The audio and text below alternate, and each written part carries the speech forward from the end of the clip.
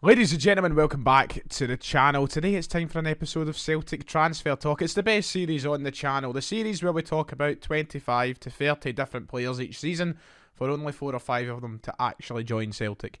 Seems to be the way it goes every year, but it's a good one. It brings in the viewers.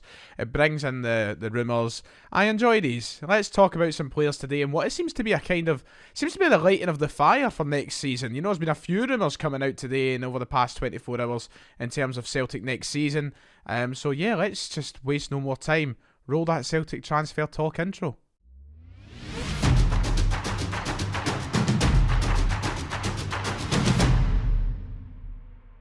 Before we go any further with the video, what I'm about to say, drop down below and hit the subscribe button if you haven't already. Nearly there to 34,000 subscribers, so if you could, then that would be magic. If you don't go down there and just press that button, it's free, absolutely free. And if you haven't done it already, then you should have. Also hit the like button when you're down there as well. It would be much, much appreciated. So as I said in the sort of intro to the video, it's been a busy 24 hours when it comes to Celtic and transfer rumours. There was news last night that broke that Celtic apparently are trying to get a deal over the line for Cameron Carter-Vickers, and a deal that could rise from £6 million to £10 million. A lot of people sort of complaining over that because of the fact that, you know, he's got a year left in his deal. We could be paying up to £10 million for a guy with 1 year left in his contract. My opinion is this, and I think a lot of you will agree as well, I don't care. I'm not paying it, and I want that player at my club. I want us to keep Cameron Carter-Vickers. Yes, it might not be financially the wisest option, but I really do think it'll be a struggle for Celtic to go and find a centre-half who is just as good and or better than Cameron Carter-Vickers. So that was the first thing that broke, but there's a couple of stories that have broke today that I feel like we're going to talk about in much greater detail. We've covered Cameron Carter-Vickers a lot on this channel. My opinions have been made abundantly clear. Pay the money, bring him in, and when the time comes, whether the deal happens or not, we'll talk about it a bit more. But today we're going to talk about some fresh rumours, some new names that have been brought up with Celtic over the past day or two. Now, we all know fine well that we want Jota to stay at Celtic. Jota is a guy that has lit us up, and we've loved every minute of his football. He's been fantastic for us, and I think that £6.5 million reported fee that we could potentially trigger to bring him to Celtic is something we all want the club to go forward and do. But time is marching on. The deal hasn't really progressed from my understanding. We haven't heard many updates in regards to whether or not he'll stay at the club, and I think at this point it is genuinely just going to come down to the player's decision whether or not Jota wants to stay at Celtic or take his career back to Portugal and play with Benfica. Realistically, he's got to get back into that Benfica team next season. I think he's played that well at Celtic, both domestically and on a European stage, to deserve somewhat of a chance when he goes back there. So I think it does come down to his decision. He spoke very bluntly on it, and he said he's not thinking about next season. He's thinking about the right here and now, a game at a time, and he's going to take it like that and enjoy his time here. So time is marching on. You know, a decision will have to be made at some point, but it doesn't seem like it is right now. However, in relation to that, it seems like Celtic are preparing just in case it doesn't work out. We've got a contingency plan in place, and the guy who could come in to fill Jota's boots next season has been spoke about in the media. And you might have seen the news already, and you know exactly what name is going to come up here if you've been keeping up with Celtic's transfer rumours over the past year. We're going to be talking about Ola Solbakken of Bodo Glimt, a familiar friend, you could say, after this season's Conference League confrontation. Apparently, he's been identified as the man behind Jota if that deal does not happen. It was reported in the Record and some other media outlets this morning. I think the Mail was one of them as well, that Solbakken has been looked at by Celtic as an option to come into the club if the Jota deal doesn't go through. And to be honest, you're looking at an option here which I think is pretty much the next best thing after Jota. So this deal does seem like it could be very realistic. You've heard umpteen times by now, and if you haven't heard, then here you go, you're going to hear now. Celtic were actually offered the chance to sign Solbakken last summer, but passed on the opportunity. So he's someone who has been on the radar of Celtic, and I'm sure after being offered him last summer, we have kept an eye on him. And we got to keep an eye on him first hand, I suppose, when he was part of that Bodo Glimt side who knocked us out the Conference League back in February, March time.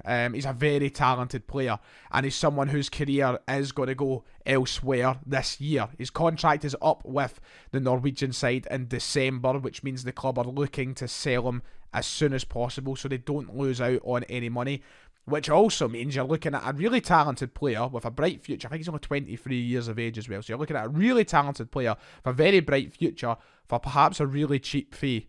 The contract expiring in, only, what's that now, 8 months' time? This is an opportunity that I feel like Celtic shouldn't pass up on, not even just if we don't sign Jota. Now, you might remember an episode of the Celtic the Thunder podcast where Ryan McGinley suggested Solbakken as a signing this summer, and I wasn't too keen.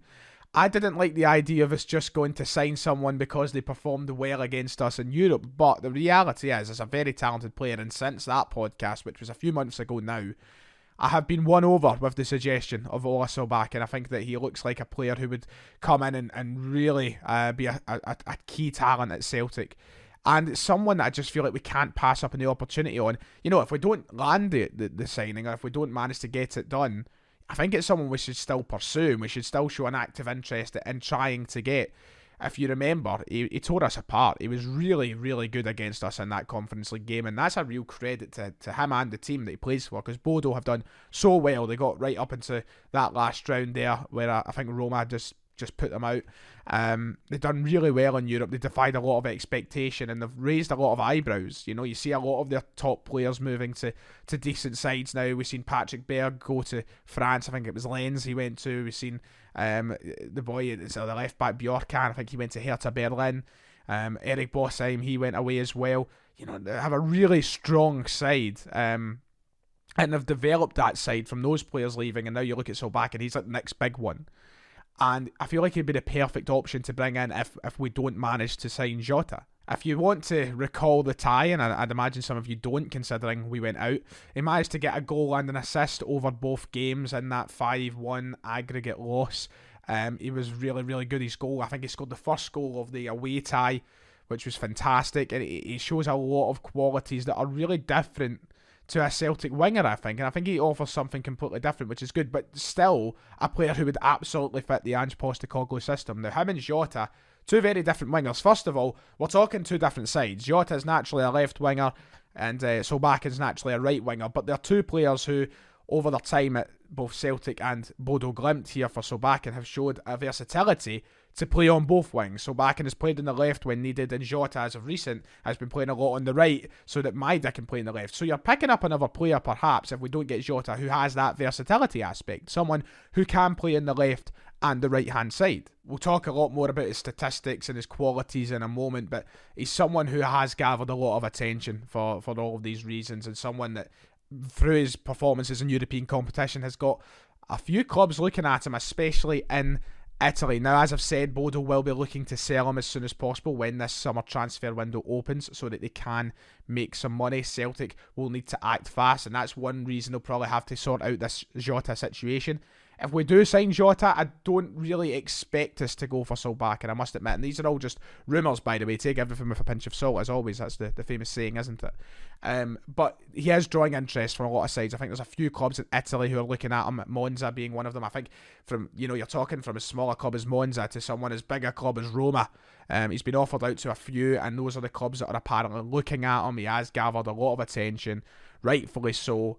And I think the most interest is in the country of Italy. So Celtic have got competition, and that's probably one of the reasons they'll have to try, and I wouldn't say rush it along, but certainly figure out what they want to do. So as always, we'll talk about the player himself. The qualities that he brings are different, as I've said. He's 6'1".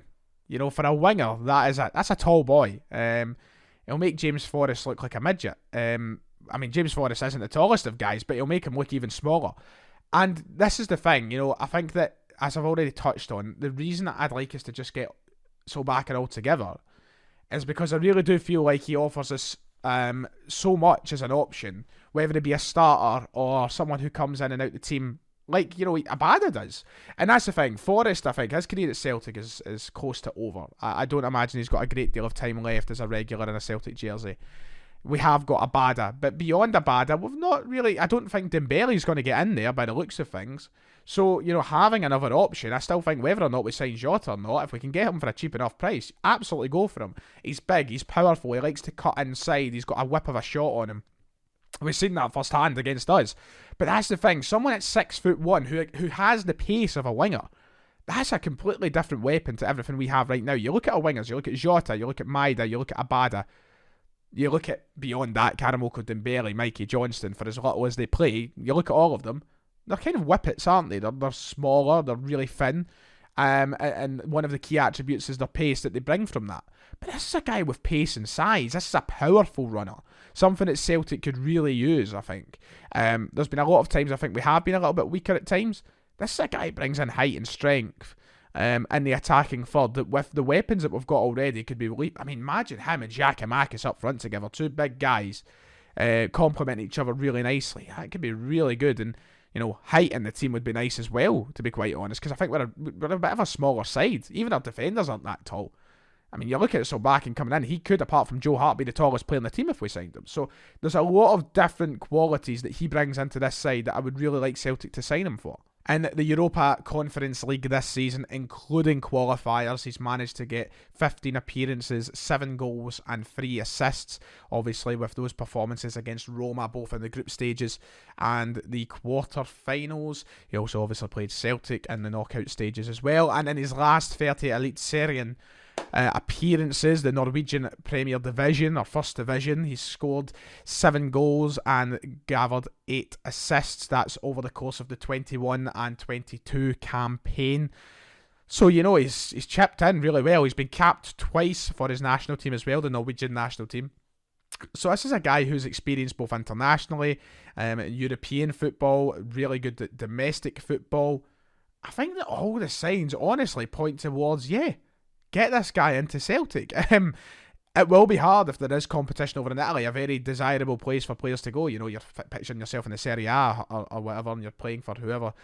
You know, it's a fantastic career opportunity, and sometimes over the likes of Scotland, that's you know, much more favourable. But I think that everything that Ange Postecoglou has built and done this season, the next step is taking that into Europe. That's a really attractive offer for someone like Solbakken, who has done it with Bodo and can help do that at Celtic. So yeah, we'll see what happens with that. That's pretty much everything I've had to say about him. I would love Celtic to sign him. I think it'd be a great option, and I'll reiterate it. I'll say it one more time. If we sign Jota, I'd still sign him. I think that next season we're realistically looking at a right-hand side that will consist of only Abada. You know, if we do sign Jota and he can go over there, fair enough, but really just Abada as a natural right winger. I don't think Forrest and Dembele have much to offer Celtic. I would love Dembele to offer something to Celtic, but I just don't think you'll get that opportunity. So I think this is someone we should pursue the signing of. I rate him, I want him, and for the first Celtic transfer talk of the season, when we're talking about players coming from elsewhere, really, I would really like him to come in. And the second rumour that I'd quickly like to touch on while we're here is one that I'll go over very, very quickly. It only broke, actually, a couple of minutes before I pressed the record button on this camera. Apparently, Celtic have had a bid rejected for Ligue 2 striker Alexandre Mendy. Sorry, he plays for Caen in the second division of France. 28 years of age, and he's apparently had a bid rejected from Celtic. Now, this is coming from France. This is coming from L'Equipe. I think the French, you know what I'm talking about, the French sort of premier sports magazine publication. Apparently we've had a £2.5 million bid rejected. I don't know how much truth comes from that. Once again, you see a lot of this stuff happening over the recent years where clubs in Europe have said, oh, we've had a club bid and it's just been absolutely nonsense, so that they can try and spark a bit of interest in their players to maybe gather some money or whatever. So I don't know how much truth is to it. Apparently we've had a bid rejected. 28 years of age, 16 goals this season in League 2, as I said. I don't know, it feels like one that has just came out of nowhere and been made up, but you never know. But that's the second rumour of the day, and that joins the Ola Solbakken stuff. But that does it. That's me done for today's video. I hope you have enjoyed it. Let me know your thoughts in the comments below, what you think of Ola Solbakken and even Mendy if you like. We'll maybe dive into that as more comes out of it. But yeah, that'll do it for today. Like and subscribe if you've enjoyed, and I'll see you all next time.